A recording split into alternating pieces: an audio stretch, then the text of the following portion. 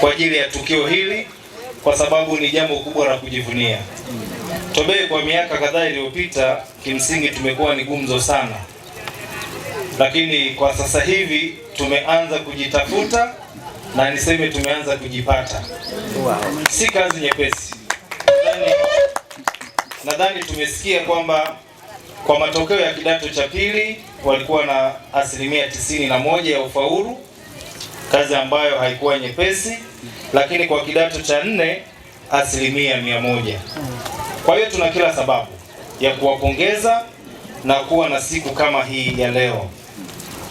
Lakini pia zaidi sana nipende kuwashukuru wadau mbalimbali ambao wametushika mkono. Karibuni sana, na unaweza ukaona ni kwa namna gani wako tayari kuhakikisha kwamba elimu inasonga mbele hasa Tobeye. Kwa hiyo mimi niendelee kuwakaribisha na niendelee kuwashukuru, na mimi niseme tu kwamba huu ni mwanzo. Huu ni mwanzo ambao tumeuanza kwa shule ya sekondari, lakini baadaye tutahamia kwa shule za msingi. Na mimi imani yangu ni kwamba mwakani shule za msingi zote zitafanya vizuri na tutaandaa matukio makubwa. Na niliomba pia wakuu wa shule, walimu wakuu wote wahakikisha wanakuwepo hapa ili waone huu uzuri, lakini pia nao watoke na wivu mkubwa sana.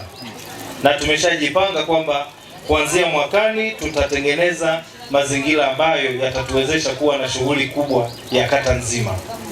Kwa hiyo tumeshaanza huo mpango ili tuhakikishe kwamba mwakani tunaenda vizuri. Tumeshaweka malengo kuhakikisha kwamba tunafaulu kuanzia shule za msingi pamoja na sekondari. Kwa hiyo ndugu zangu, niwaombe tu kwamba tuendelee kushikamana, tuendelee kupeana ushirikiano kuhakikisha kwamba tunainua taaluma kata ya Tobeye. Kwa hiyo mimi niwakaribishe wageni na niwakaribishe wote, tuendelee kushirikiana katika jambo hili zuri. Na kama alivyosema mkuu wa shule, baadaye kutakuwa na tuzo, lakini pia na mimi binafsi nitakuwa na zawadi kwa walimu kwa kazi nzuri ambayo wameifanya.